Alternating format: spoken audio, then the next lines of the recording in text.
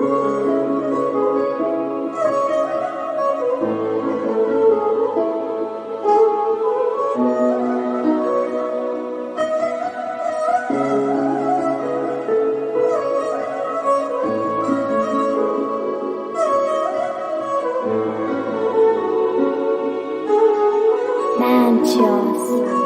the king of the track.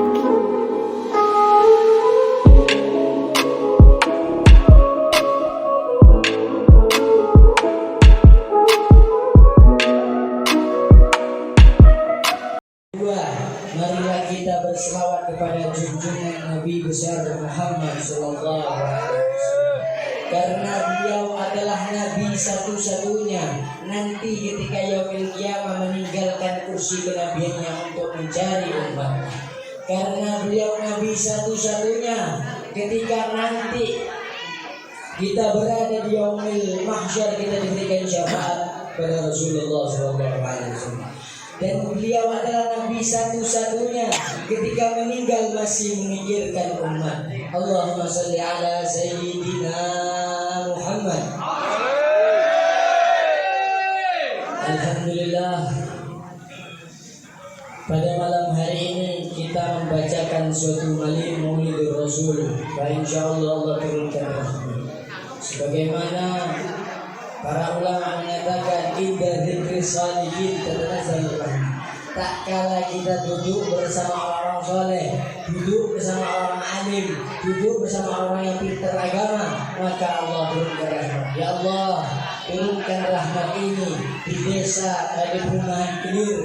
Ya Allah, semoga di Masjid At-Taqwa ini diturunkan suatu barakah. Ya Allah, jadikanlah desa Kelir Masjid At-Taqwa ini daripada ridha-Mu ya Allah. Amin amin ya rabbal alamin. Alhamdulillah, tadi kita mendengarkan salah satu qiraat yang mana beliau itu dalam keadaan marid, matanya sakit, matanya tidak dapat melihat. Sungguh luar biasa. Karena apa? Orang yang punya kelebihan pasti punya kekurangan, dan orang yang punya kekurangan pasti punya kelebihan. Seperti yang tadi kita lihat, saya malu melihat diri saya sendiri.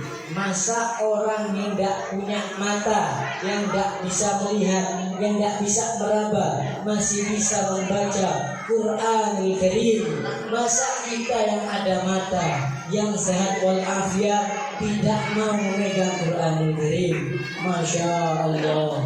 Kita doakan qiraat kita yang bernama Wahyu, Allah panjangkan umurnya, Allah sehatkan dia, dan Allah semoga membuat segala urusannya dipermudah sama Allah. Semoga beliau itu disehat walafiatkan oleh Allah, dan semoga beliau melangkah kemanapun diridai oleh Allah. Dan tadi saya mendengarkan qiraatul maulid, bergetar hati saya. Mendengarkan qiraatul maulid sungguh luar biasa. Sebagaimana Ali Hasan Al-Basri qaddasallahu sirruhu, semoga Allah merahmati Imam Hasan Al-Basri. Imam Hasan Al-Basri mengatakan, "Lau kana li mislu jabalin Uhud, dhahaba la anfaqtuhu ala qiraati maulid Rasul sallallahu alaihi wasallam." Seandainya, kata Imam Hasan, aku diberikan emas sebesar gunung Uhud, maka akan kuhifadkan kepada orang yang membaca maulid Rasul sallallahu alaihi wasallam. Bayangkan, Nabi kita, Nabi seluruh umat muslim di dunia dibanggakan oleh umatnya. Di hati kita ada Nabi Muhammad, tapi belum tentu di hati Nabi Muhammad ada kita.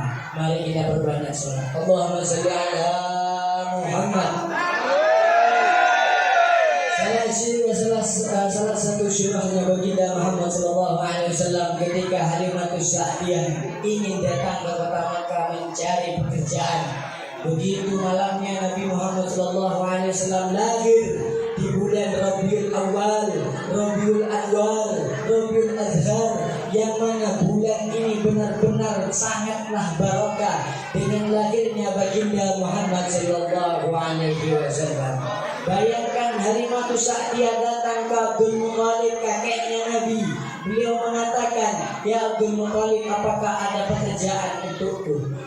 Si Abdul Muthalib bertanya, "Siapakah nama engkau? Berapa umur engkau dan dari mana?" Ternyata Abdul Muthalib dimimpikan oleh malaikat, besok ada ibu susunya Nabi datang, namanya Halimatu Sa'diyah. Bayangkan, Halimatu Sa'diyah mengatakan, "Namaku Halimatu Sa'diyah." Ya Allah, ini adalah sebuah anugerah dari Allah. Ini adalah sebuah hidayahnya dari Allah. Betul, engkau adalah ibunya, susunya Nabi baginda Muhammad SAW.